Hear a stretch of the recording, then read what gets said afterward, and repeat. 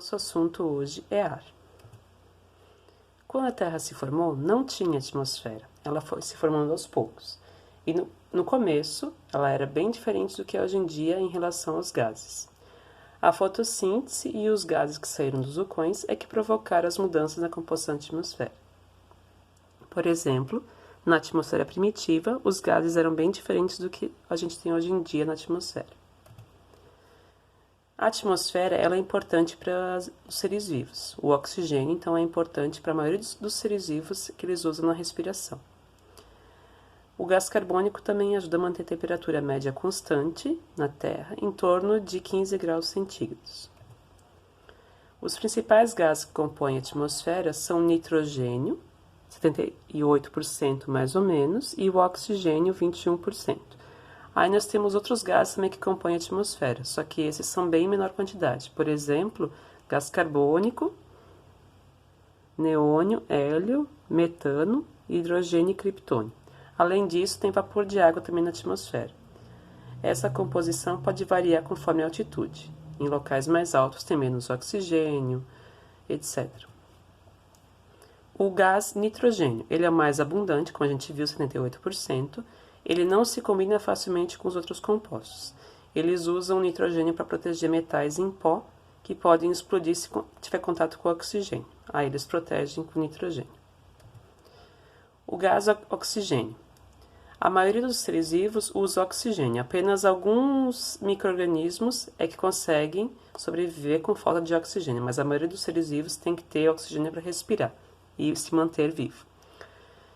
Com o oxigênio, ocorre a queima, ou combustão.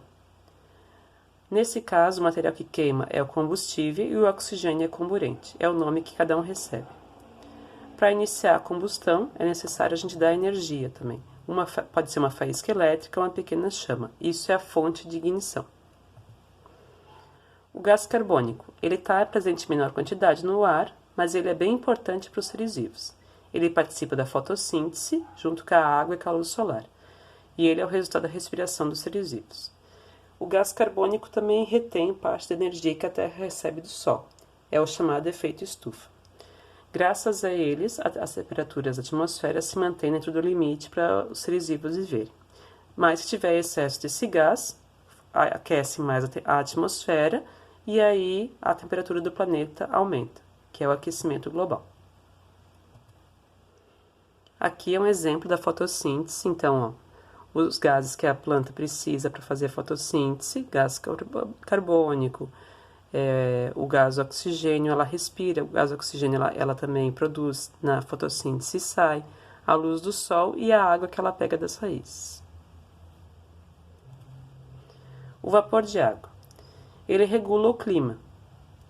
Se por acaso algum local tem muito vapor de água, o clima fica mais úmido. Por exemplo, no caso da Amazônia, o clima lá é bem úmido e chove bastante, tá? Por causa que tem mais vapor de água na atmosfera. Esse local a gente chama de local úmido. Quando tem pouco vapor de água, o local é seco, daí o clima também é seco. Por exemplo, nesse local. Quando o clima é seco, a gente tem dificuldade de respirar, é mais fácil dar problemas alérgicos e respiratórios e também é mais fácil causar incêndios. Bom, seria isso. Obrigada.